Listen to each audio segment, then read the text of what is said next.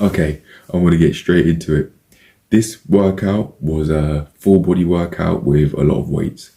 I'd never taught this class before, and I was looking I was looking to see who was teaching the classes, and my names weren't on there. I had been told before that I'd be teaching those classes that I had to teach today, which was the third one and this fourth one I'm talking about. But I looked on the app the day before, and I didn't see my name on there. So I asked, am I just going to be not teaching the classes then? Am I just going to be doing my job responsibilities beyond teaching the classes? And then I looked on the day, and I was speaking to my manager about it. And then, I got reminded that I had to do this third and fourth ever class that I've taught. I didn't like how it went at all, this fourth one. I was really feeling the pressure, planning the class and also going through it, because I hadn't prepared off shift, because I looked at the classes the day prior to see if I was teaching the classes, and my name wasn't on any of the classes during my shift. So I just thought, I'm not teaching any of the classes. And I did ask, so I'd been told way before I asked that I was doing these classes, but I just completely forgot. And hence, because I hadn't taught that class before, I felt the pressure. This was the first ever class that my manager audited, which means this is the first ever class that I had taught myself for the most part, but was supervised by my manager, as that person also teaches classes. So I was telling them throughout that this is the worst class I've ever taught. I got told by the people who took the class that they really enjoyed it and they liked it, and that they would come back to my classes. Well, it seemed like they wanted to anyway. I asked for feedback. They said it was a great session. I don't think it was. I thought it was my competence in teaching the class was completely unacceptable. I think my manager thinks I was trying to pursue perfection, and I explicitly told that person that I didn't need to say it like that. I explicitly told them that although I'm not pursuing perfection, I do believe that there has to be a certain level of competence, or at least I'd like to teach with a certain level of competence. That first part of what I said was word for word about not pursuing perfection. I don't remember how I said it word for word after that though. And I really don't agree with my manager's mindset toward teaching classes, in the sense that they believe that if I have issues, I should just put up a front and act like I'm feeling happy, or act like I'm enthusiastic for the job. And I said, I think that's acting fake, and they just kept pushing and said, well, it's not. But their explanation for why they thought it wasn't was actually, I think, in my mind, proving me right that was. And I think if there's any problems I've got going on in my life, it's up to me to, outside of the shift, and maybe even inside, related to the job, it's up to me to deal with them beforehand, before the sessions, or at bare minimum, give myself a plan to prepare to deal with them, so that when I am in the session, I do feel okay to teach the class. Genuinely okay, I mean, not just putting up a front. And this way of thinking is just something that we would just have to agree to disagree on. I think that is just it, really. But I'm gonna go out my way to prepare for these classes. I've got a whole list that I need to learn how to do, with this full body workout with the weights being one of them. I just out of habit would be setting up one station for each, one set of equipment for each station, but it's supposed to be done in twos. Each station's supposed to be done in twos. Out of habit and also nerves, I think when looking back at it, I would just set up one set of equipment for each station, but it's supposed to be two. So next time, now that I've taught that class, I at least now know my thoughts on pressure. Although I do think, at least at this age and with this experience in mind, although I do think I can deal with such situations and such pressure at least somewhat appropriately, I just rather not, and I'd rather prepare off shift so that so that I go through the motions behind closed doors, so that when it's time for me to actually teach the class, I know what I'm doing and I trust in my ability to coach it. And this is something I'd probably do for this class, because it can get quite active. This is probably something I'd do maybe in the morning when many people aren't there, or maybe at night when many people aren't there. But it can, in the evening at night, it can definitely get really busy.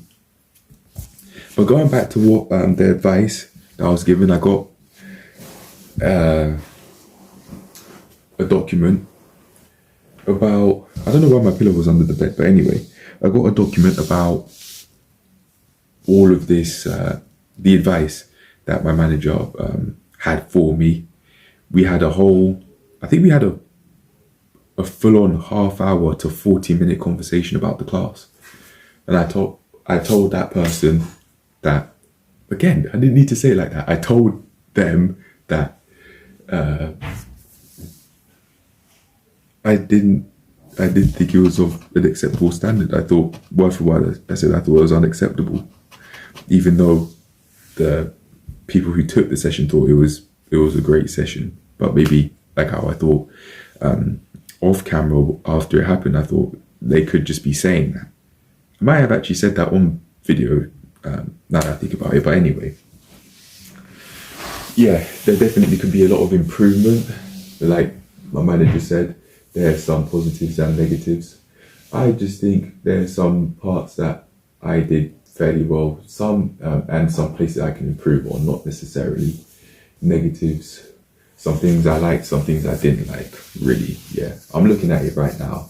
And one thing I didn't notice in the moment was about me looking down when starting off with the warm-up, as I was just looking down at my knees when doing high knees, for example, to see how high up I was going. My hamstrings feel so tight from that hamstring workout I did on the 23rd? The 24th? It could have been the 23rd. I really don't know. Yeah, it was the 23rd.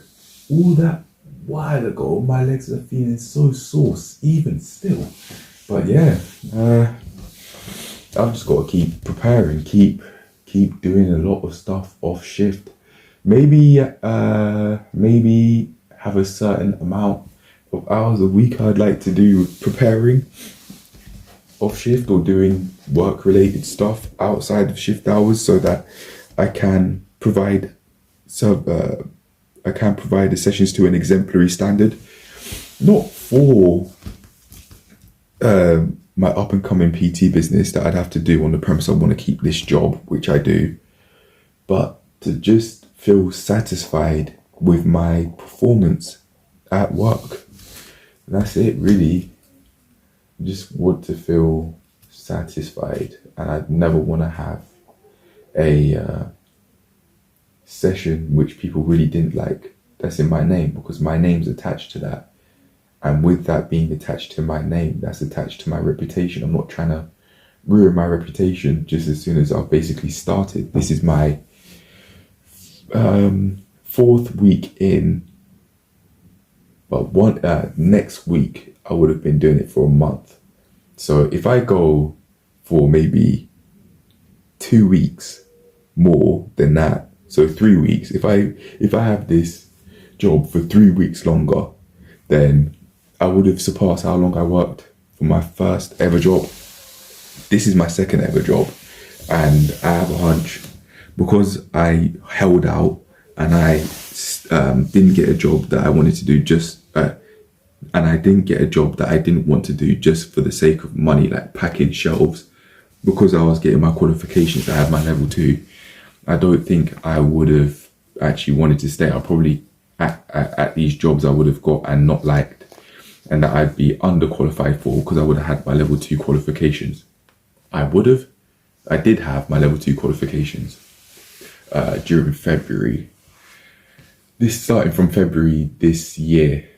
If I hadn't held out, then I wouldn't be in this position I'm at today, regardless of what my mum in particular was saying, and what she was saying. I wasn't doing anything, but with the connotations of it being taught my life, as I'd say. And just I said that again out of habit. But I do believe that. I do believe that that was the what we were talking about basically. And yeah, I have done what I thought was necessary to find a job that I like, and now tables have really turned. It seems like this is just the start to bigger things to come. Out of fury, partially out of anger, extreme anger, and maybe years worth. Not from my mum telling me I'm not doing anything with my life, but just from the interactions I had with my parents. It seemed like this was a long time coming. This being me pursuing a high quality of life. In my opinion, my parents could have and should have done better, I'd say. That's my opinion on how they've raised me. And I think that they could have and should have done better, not only for us, not only for their children, but for themselves. It doesn't seem like they care for their health, and I think that is predominantly or completely because their motives are to survive and basically just exist for their final years before they die, not to actually necessarily enjoy their life with what they do have and to provide the highest quality of life that they do and build with what they do have in terms of health, at least physical, mental health. They don't. I never hear such things. Like the want to improve their physical and mental health, I don't hear such things come out of their mouth. Last time I remember hearing such things, and that I remember anyway, was maybe 1 to 2 years ago, closer to 2 years, when I remember my dad saying he wanted to eat how I ate. In his words, he said, I wanted to eat my son's diet, something like that. He said he likes vegetables, broccoli and cauliflower, things like that. I remember, but don't see him eating it. I don't see it get put in the freezer all that much. I don't see it get used in the meals as much as it could, maybe during roast. But then again, there's a whole load of they'd be having way more potatoes than they would broccoli, for example, and vegetables.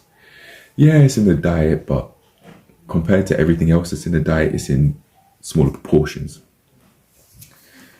But then again, is that necessarily relevant? Necessarily relevant to this fourth session? Maybe, deep down, maybe. Yeah. It could be because it could be a part of a motivating factor for me to keep going. And to go back to how I thought after having the session, I was thinking I can think somewhat optimistically about this because I can develop my skills. I mean, I have just started and there's no such thing as perfection. I can just keep on developing my level of competence in terms of the level of competence I'd show in the sessions I coach. And I'd say this is the last clip that I'm filming in chronological order of the clips I've filmed. And I think I get into it later, but I speak about like how my dad would talk to me when he tries to discipline me, tries to discipline me. So I act as an obedient child rather than a cooperative one that I'd like to act as. Even right now, I'm doing it without even realizing it. It seems like such a habit. Like it seems like the way how I'd look at, or not look rather, at the camera is the same way I wouldn't look at him when he tried to discipline me, especially when I feel intimidated and just straight up scared and shocked, frozen in my body, shaking. Yeah, I don't know what sort. There could be a anxiety attack, I don't know, but I definitely would feel scared, and sometimes I definitely would. And I just wanted to make that note because I just wanted to add this little clip in here because I noticed that as I was editing the video, or the clips of this video together, and also because of background noise in this little part that I wanted to say at the very start of this clip. But anyway, on to the rest of the video before this very clip I just filmed.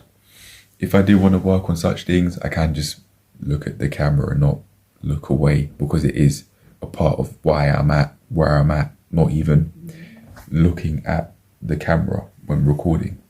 Yeah, or looking at the lens when recording. Yeah, I just usually look either at what I'm looking, the screen of the tablet now that I'm looking at, or just away, wandering.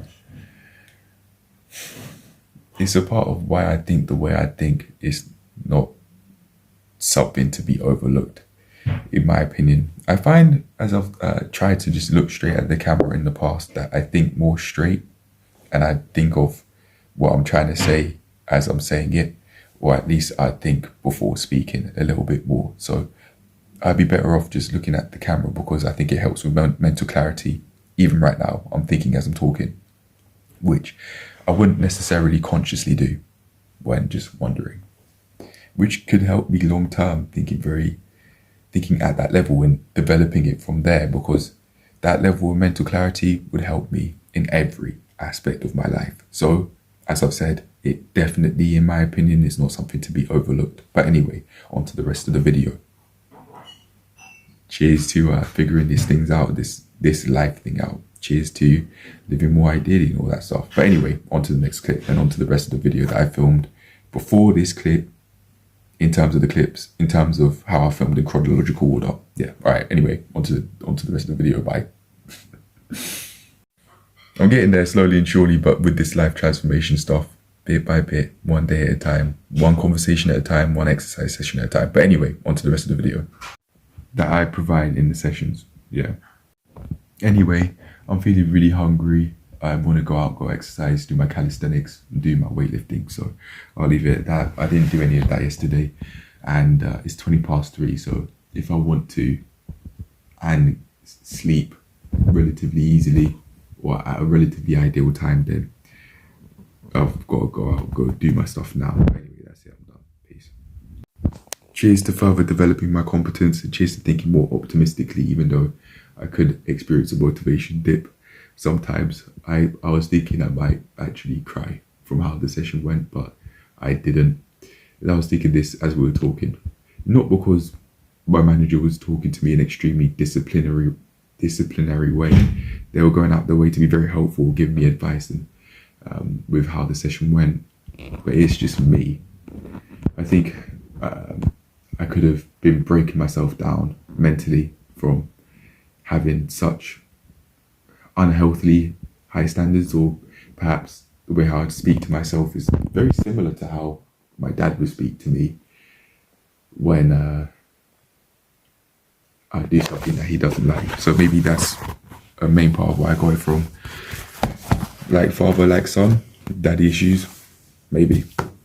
Just parent issues. Then again, maybe I'm invalidating how I feel by saying this, but I don't think I'm alone in saying that there are quite a few people that do have relationship issues with their parents. Yeah, but then again, that's just relationships. There are going to be some problems. But personally, I think it's got to a point where there is no creating a healthy sort of relationship with them because of how they live their lives, how they think, and how I live my life and how I think. It's just the best I could probably do is just to not speak to them at all, or rarely at least. Always speak to them when I'm pursuing information that I can't find from anybody else. i.e. family history or things like that. Yeah, I'm not ready for that now. Maybe a decade later, maybe they might not be alive by then, but yeah, just not now. Not as I'm going out of my way to build on basic things like being able to be physically, mentally healthy, just healthy in general, and living a way of life that I want to live. No, I'll just leave that for later because I've got way more pressing matters on my mind or in my life, like my financial situation. Still, I am getting paid, but preparing myself for only once a month payments is through the job, and then through benefits as well is a little bit like it's less than £300 a month. That's just not enough. 2 payments a month, but compared to that, an endless amount of expenses a month. It was paying for little things like paying for sweets, travel, all of that. I do that every single day. So in order to counteract that, it makes sense that I get paid way more than just once a month. Benefits is not pay, it's benefits, it's a difference. But yeah, maybe I should take on that third job. Eventually I'd be doing 2. I'd be doing the gym job and then part-time, and then I'd be doing the PT business, maybe part-time or full-time, I don't know. No, part-time hours or full-time hours with that, I don't know. And then maybe a video editing job as well, which I'd want to have as freelance, or maybe some creative projects, which would be one-time payments I get for if I do them, like gigs. Gigs is what I'm talking about. Like on Fiverr, for example, get paid a certain amount to do X, Y, and Z, which I tried to set up in the past, but yeah, I think I should definitely be creating way more income sources, even if it's just through the PT business, because getting paid once a month is not it. Because I'm not making ends meet with ease. I want to get to a point where I don't necessarily feel happy with my financial situation, but I feel comfortable. I feel at peace knowing that I'm not going to put myself in a situation that's not ideal financially, and I can't pay for things and I'm overdrawn. I've been there, done that. I don't want that anymore. I didn't purposely try and put myself in such a financial situation, but times were so dire because I held out. Because I didn't, partially because I held out, also partially because I didn't sustain myself in the meantime through other means of income. As I was building up this, getting my qualifications with the level 2, financially, me holding out and not getting a job I hated was it was not a sensible decision. It was very financially irresponsible. However, I have learned from my mistakes, and I've learned how a lack of money or an amount of money, an abundance of money can affect either positively or negatively, depending on how they think about it, affect the person's quality of life. But anyway, I'm done. I'll leave it there. I'm finished. I've gone completely off topic, yeah. But anyway, I don't like how the session went, but there's no need to say that my standards were unacceptable, because I know I'm trying, and I don't want to treat myself like how my dad would treat me, because it's just really unpleasant. If I heard him saying that to me, I don't think I'd like it. I've thought in the past, which might still be true to this day, it's definitely intimidating to say the least, and scary sometimes. I definitely would say in the past, and maybe even to this present day, I sometimes do. I'm feeling scared of him. I don't need to be that way to myself either. I wouldn't say I feel scared of myself, but I do sometimes feel weak, and maybe I try and pursue being stronger through treating myself in the way my dad would treat me, because of his stature. He's I think probably still stronger to this day than me, but that's definitely not going to be the same. That's in a while that won't be the same. I won't be saying the same thing. It won't be like that. This could be just me having daddy issues, just trying to pursue strength because he through talking to myself in the way he talked to me, which is unpleasant because that's what I know. When it comes to mentor figures, that is what I know. Talking to myself in such a way that's intimidating when he does it, but to me it's just more like a punishment. Harsh, not scary, but not intimidating, but scary, but harsh. Really not nice. I don't need to speak to myself in that way. And I think my way out of that is further realizing that that way I'd speak to myself, even in the past during school times, GCSEs, could have come from me digesting how my dad would try and discipline me in the past and even still to this day. But and sometimes because of that, I feel unsafe around him and scared of him at home. And even at home, I don't think I should feel that way. But in his mind, he can do no wrong. I definitely think he, at bare minimum, can be quite narcissistic at times, have narcissistic views. Like, again, as I said, can't do any wrong. But that's the person that I have as my dad, and there's no changing that. So the best I can do is to work around that, and the best I can do is to treat myself differently, to treat myself more politely, I think. But there's no such thing as the best thing to do, but what I'm trying to say is it'd help. Yeah.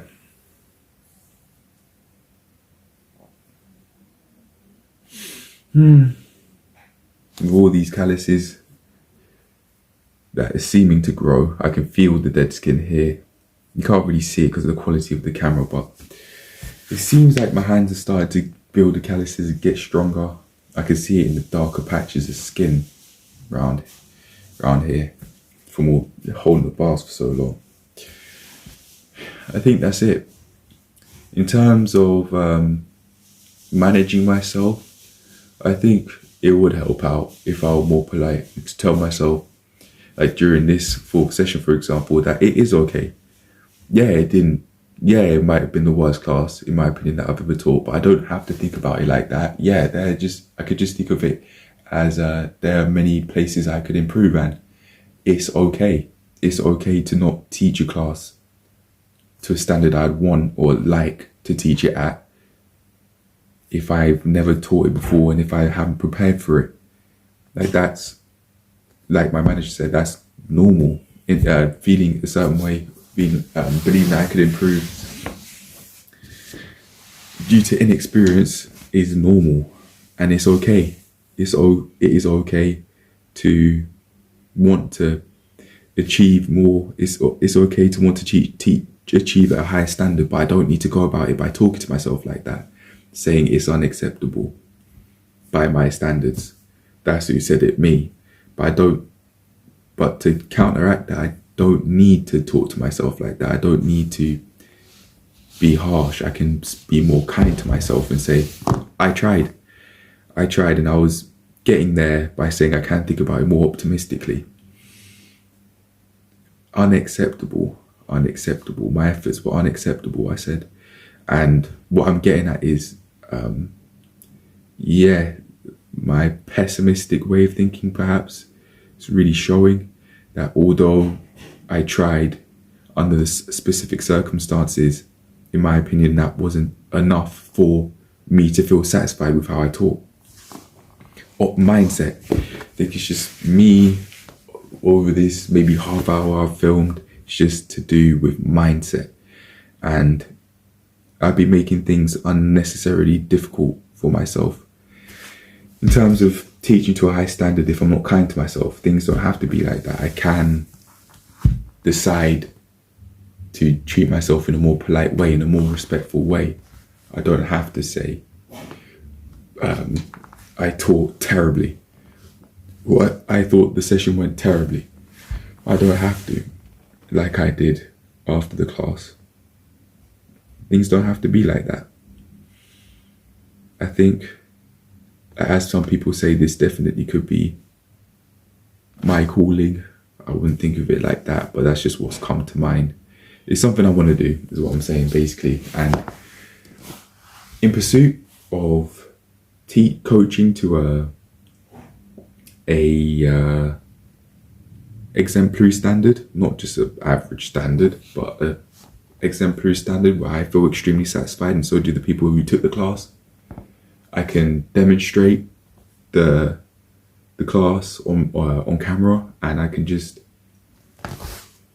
allow myself to feel more relaxed, because talking to myself in a way I've mentioned by saying class is unacceptable, it went terribly, I just feel tense and stressed. But I can allow myself to take a deep breath and say it is okay. Yeah, I don't like how that session went, and I don't need to pretend that I did, to try and think more optimistically in a way that would be dishonest, to try and lie to myself, basically, to force an optimistic way of thinking onto myself in pursuit of trying to speak to myself more politely in a genuine way through dishonesty. I think there's a healthier way than that, and that's just optimism, to say, yeah, I don't like how that session went, honestly, but it's okay, for one. And two, I don't need to put my self-worth, I don't need to attach my self-worth to the work. I don't need to, as some people might say, beat myself up about it verbally. I don't need to stress out about it. I know I'm trying, and it's okay. It's okay to teach to what you think is a subpar or below average standard, because I know I'm trying, and I know that I'm developing my skills. I know I'm doing something about it. I know I'm going out my way to keep this job that I want to do, which could be on the line if I don't teach, to a satisfactory standard in the eyes of the clients. That could be why I'd speak to myself in such a negative way or harsh way. I don't quite know how to describe it.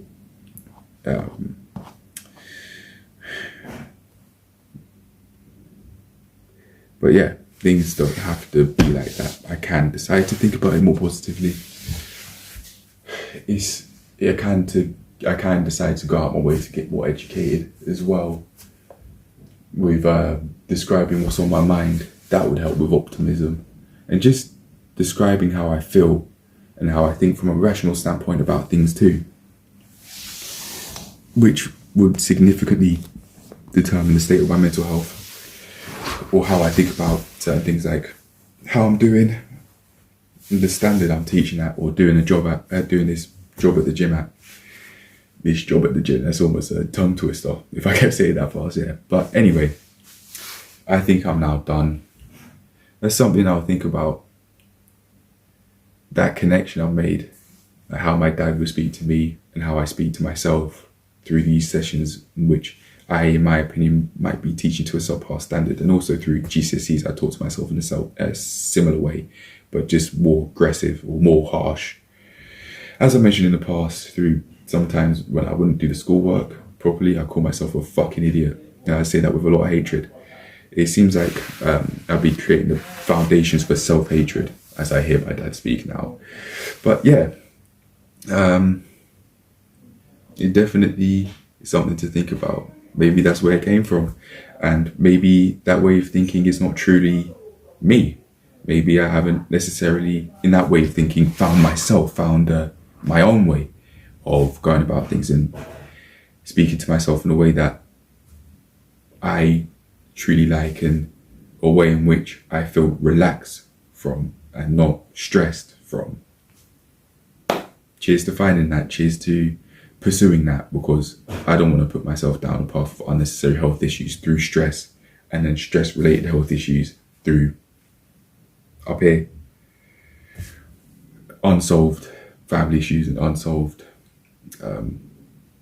childhood, adolescence issues, from how, in this case, my dad would speak to me. Yeah. maybe I'll say I have at least partially worked through daddy issues. If it's that, maybe not, I don't know.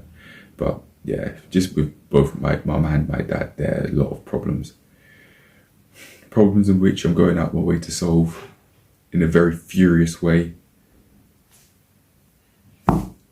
through pursuing a higher quality of life that they decided to not give me. Yeah. Through their own want to just survive, not live their life, not do what it takes to live their life to the fullest, even though they might be thinking they want to. They're not, in my opinion, doing enough, because they don't even, in my opinion, care enough about their physical health, what they eat, and their mental health to get to that point where they can, in their mind, in their opinion, and maybe even in my opinion too, live an ideal way of life. I can't do anything about, I can speak to them, but I can't do anything about that. And because of the relationship I have with my parents, in this case with my dad, especially with my dad, or just with both my mum and my dad, really, I don't want to, because I don't like speaking to them. I find them very, very fucking annoying sometimes, like even with things that they might consider trivial, like carrying on asking me, well, have you eaten, even though I said I can deal with that myself and I don't want to be asked that. They do it anyway. Even yesterday, I just very loudly sighed. Mum doesn't give a shit, because I don't think they really care about me in the way I'd want to be cared about as a son. But I'm not clean either. I'm not the most pleasant of children either, and nor are they the most pleasant of parents. So the relationship's not going to be the most pleasant. It really is that simple when I say it like that. But anyway, I'll leave it at that. I'm done now. Peace. Cheers to working through those issues, and cheers to treat myself more kindly. And cheers to living an ideal way of life, not having the health issues that I could get from not only just genetics, but also through lifestyle factors like stress of talking to them. So fucking annoying. I'm thinking that's what comes out of my mind. But then again, I probably wouldn't express how I think about talking to them in that way, word for word, if I weren't at least partially under the influence of dehydration. I just feel more irritable when I feel dehydrated. Yeah, but anyway, I'll leave it at that. I'm done now. At least I've got some thoughts at this age which I could always refer back to as I get older, maybe 30 years old, if I live that long, 40, 50, if this app is still even up by this age, and even if these videos are even up by this age, I don't know, by 30 years. Imagine how much technology would have improved by then. I feel happy with how much is here already. I don't think there needs to be any more improvements. It's just going to get unnecessarily technological, I think, at this point. Like the cars, like phones, they're basically just going to be like futuristic laptops, even more than they already are now. But yeah, anyway, I'm going to leave it at that. I'm feeling hungry and I'm done. Peace.